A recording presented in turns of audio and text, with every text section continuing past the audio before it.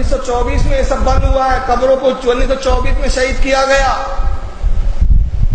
اور 1924 اور ابھی کون سا سن چل رہا ہے؟ 2016، یعنی ابھی 8 سال بھی باقی ہے 100 سال پورے ہونے کو، یعنی ان کی وہابیت کو تو ابھی 1 سینچری بھی پوری نہیں ہوئی، اور یہ اسلام صحیح ہے؟ اچھا وہ صحیح ہے، ہندوستان والے غلط ہے۔ تو میں نے کہا اچھا چل ایک سوال کا جواب دے، بہت کمایا، بہت پڑھ لکھ کر تو گیا تھا، تو یہ بتا کہ سعودیہ میں جو بھی ہوتا ہے سب صحیح ہے، سعودیہ میں جو بھی پیدا ہوتا ہے وہی مسلمان، سب صحیح سب صحیح، تو یہ ابو جہل انڈیا میں پیدا ہوا تھا کیا؟ یہ ادبا کا انڈیا کی پیداوار ہے، یہ شیبہ انڈیا کی پیداوار ہے، یہ پھر جو ہے یزید انڈیا کی پیداوار ہے، حجاج بن یوسف انڈیا کی پیداوار ہے، ابو لہب انڈیا کی پیداوار ہے۔ مجھے بتاؤ یہ قرآن میں سورہ منافقون جو ہے، سورہ کافرون جو ہے، یہ ہندوستان میں اتری کہ مکہ اور مدینہ میں اتری؟ کہاں اتری؟ بولو کہاں اتری بھائی؟ مکہ مدینے میں اتری نا، اور نبی پہ اتری۔ تو جب نبی پہ کافروں کے بارے میں بھی آیتیں اتر رہی ہے، منافقوں کے بارے میں بھی اتر رہی ہے، تو جب نبی کے خیر کے زمانے میں منافق بھی ہے کافر بھی ہے، تو آج کے زمانے میں نہیں ہوں گے؟ تو کیا انڈے میں سے جو بھی نکلے گا چوزا ہی ہوگا؟ انڈے گندے بھی تو ہوں گے، کچھ مردے بھی تو پیدا ہوں گے۔ تو بہرحال یہ سعودیہ ایسے مزدوروں کو خریدتا ہے۔ اب یہ جناب کیا نام ہے ان کا، اس کو سن لیجیے آپ، معراج ربانی کو، اور وہاں بھی جب تک جھوٹ نہیں بولیں گا تب تک اس کا فرقہ چل نہیں سکتا، اس کو اپنا فرقہ چلانا ہے تو جھوٹ بولنا ضروری ہے۔ میں نے ایک شخص سے پوچھا تو کٹر وہابی ہے؟ بولے ہاں۔ میں نے کہا دلیل کہا؟ میں سب سے بڑا جھوٹا ہوں، بس یہی سب سے بڑی دلیل ہے، اس سے بڑی کیا دلیل دوں آپ کو؟ اب دیکھیے اس نے جھوٹ بولا، میں نہیں بتاؤں گا، آپ کو پکڑنا ہے، اس کو کیچ کرنا ہے کہ اس نے جھوٹ کیا بولا، ذرا سنیے۔ سوال ہمارے کسی بھائی نے دیا ہے کہ قبر پرستی کو مٹانے کے لیے ہمیں کیا کرنا چاہیے، یعنی کس طرح گمراہوں کو ختم کرنا چاہیے یا ختم کیا جا سکتا ہے؟ شیخ بڑا صاحب سے کرنا اس کے نام دیکھیں، اس کے دو طریقے ہیں۔ ایک طریقہ تو یہ ہے کہ اللہ تعالیٰ نے آپ کو حکومت اور سلطنت بنایا ہے، یا اللہ تعالیٰ نے آپ کو کعبہ بنایا ہے، تو حسبہ کیجیے حضرت ابراہیم کی سنت کا کریں۔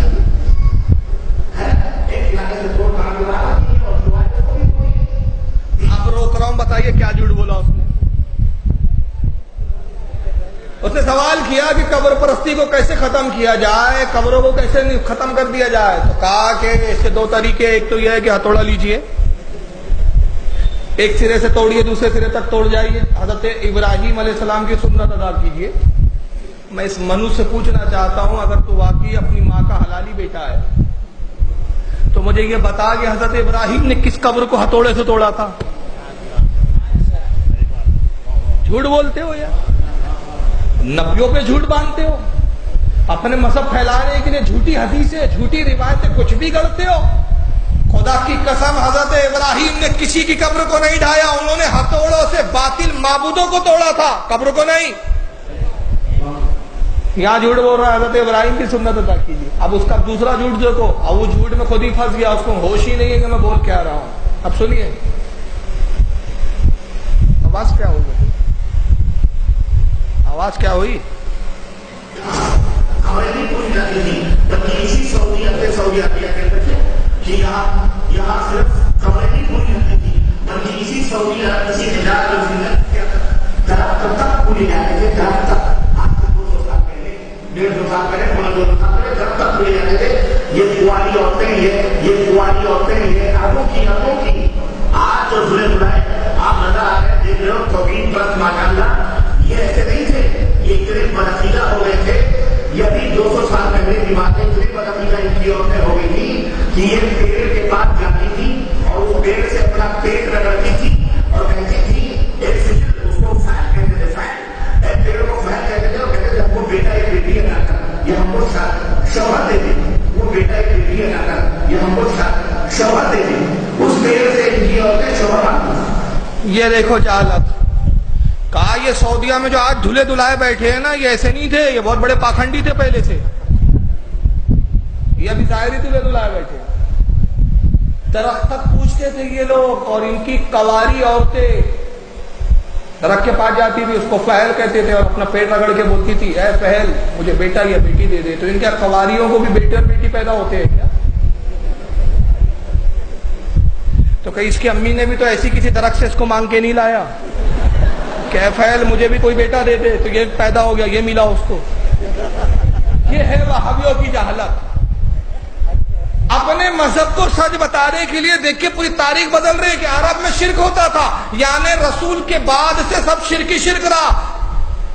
یعنی صرف 94 سال 98 سال پہلے، 98 بھی نہیں یار، 8 سال باقی کتنے ہوں گے، 92 سال 92 سال ایئرس پہلے، یعنی اس سے پہلے جو ہے وہ توحید آئی ہے، اس سے پہلے سب شرک تھا. بتائیے اس سے بڑا بھی کوئی اور جھوٹ ہو سکتا ہے؟ بڑے بڑے امام گزرے، بڑے بڑے عالم آئے عرب میں، سب مشرک و کافر تھے، یہی ایک توحید کے ٹھیکیدار آ گئے. لیکن بہرحال ابھی موضوع توحید اور شرک نہیں ہے، میرا موضوع ہے کہ آتنکواد کیا ہے. قبروں کو ڈھا دو. اب بتائیے جو مرنے کے بعد کسی کا احترام نہ کر سکے وہ زندوں کو کب چھوڑیں گے؟ اور دوسری جگہ یہی معراج ربانی کیا کہتا ہے، ذرا سنیے. جہاں بھی کوئی مورتی نظر آئے اس کو خبر کرو، بڑا خبر مشرک بن جاتا ہے.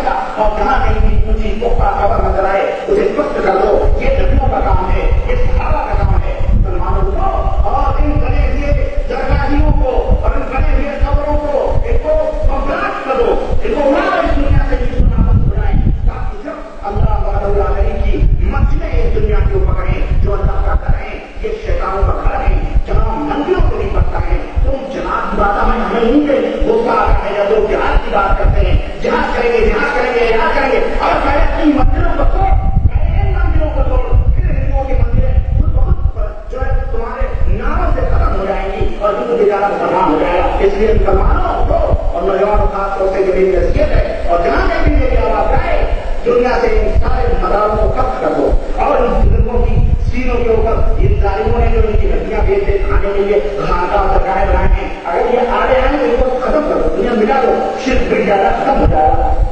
سارا شرک کہاں ہے؟ قبر پہ. بم سے اڑا دو، نوجوانوں اٹھو. لوگ کہتے ہیں جہاد کریں گے جہاد کریں گے، پہلے یہ قبروں کو ڈھاؤ، پہلے یہ جہاد کرو. یہ کر لو گے تو بیچارے ہندو جو ہے وہ خود ہی مسلمان ہو جائیں گے. اس سے مسلمان ہوں گے کہ اسلام سے اور بدزن ہوں گے؟ بتائیے. اسلام سے اور بدزن ہوں گے نا. وہ دیکھیں گے کہیں گے کتنے نابکار ہے. جب یہ اپنے بزرگ مرحوم بزرگوں کی قبروں کا احترام نہیں کر سکتے، کسی اور کا کیا احترام کریں گے؟ جب یہ اپنے بزرگوں کی عزت نہیں کر سکتے، کسی اور کی کیا عزت کریں گے؟ لیکن یہ آتنکوادی لہجہ. اور اس کے بعد پھر آئیے ایک بہت بڑا آتنکوادی اس وقت کا، جس کا نام ہے صادق گریانی. لیبیا کا مفتی اعظم ہے یہ وہابیوں کا.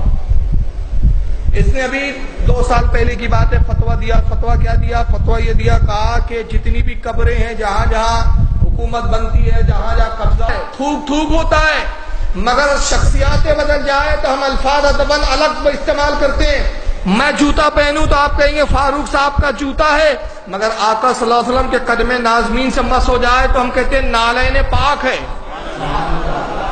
تو جوتا ہی، لیکن ادباً ہم کیا کہتے ہیں؟ نالین پاک. میں تھوکوں تو آپ کہیں گے فاروق کا ہے، مگر آقا کے ہو تو منہ مبارک ہے نا. تو یہ الفاظ صرف ادباً ہے. تو مزار اور قبر میں فرق نہیں ہے. تو ذاکر نائک بیوقوف بولتا ہے قرآن میں کہیں نہیں لکھا کہ مزار بناؤ، تو کیا لکھا ہے؟ ہوا میں لٹکاؤ. تو پھر وہاں بھی قبر کیوں بناتے اپنے مردوں کی؟ ہوا میں جو ہے وہ مکھن مل کر لٹکا دیا کرو پاتسیوں کی طرح. اب کہتا ہے کہ مزار بنانے کا حکم نہیں ہے. کیا حکم ہے اس کی منہ سے سنو. اللہ کے رسول صلی اللہ علیہ وسلم نے کہا کہ کوئی بھی قبر پکی نہیں ہونا چاہیے، اگر پکی ہے تو اس کو زمین سے نشر کرنا چاہیے. رسول اللہ صلی اللہ علیہ وسلم نے فرمایا کوئی بھی قبر پکی نہیں ہونا چاہیے، بلکہ پکی ہو تو کیا کرنا چاہیے؟ زمین سے نشٹ کرنا چاہیے. یہ کہاں لکھا ہے کہ حضور نے کہا زمین سے نشٹ کرنا چاہیے؟ اللہ کے نبی صلی اللہ علیہ وسلم نے فرمایا جو قبر اونچی ہو اس کو حد شرح تک کر دو. اور شریعت نے قبر کی اونچائی کی حد کتنی مقرر کی؟ کم از کم 2 اور قبر بنانے کا حکم کیسا دیا؟ قبر اونٹ کے کوہان کی طرح ہو، اونٹ کے پیٹھ کی طرح ہو. حضرت سفیان تمار، ان کے بخاری میں حدیث موجود ہے، حضرت سفیان تمار کہتے ہیں رآ قبر النبی صلی اللہ علیہ وسلم مسنما، میں نے رسول اللہ کی قبر کو دیکھا تو حضور کی قبر اونٹ کے کوہان کی طرح تھی. حضور کی قبر مبارک کو اونچی بنی ہوئی تھی. تو حضور نے کہا کہ قبر بہت زیادہ اونچی نہ ہو، لیکن یہ جاہل کیا کر رہا ہے، کوئی بھی قبر پکی نہیں ہونا چاہیے، زمین سے اس کو نشٹ کر دینا چاہیے. تو زمین سے کرو تو اپنے ملاؤں کی کیوں نہیں کرتے ہو پھر تم؟ تو یہ اس سے بڑا آتنکوادی کیا ہوگا کہ یار یہ قبروں کو ڈھانے کی بات کرتا، اور یہاں تک کہ لادین کس نے تعریف بھی کی تھی آپ کو معلوم ہے؟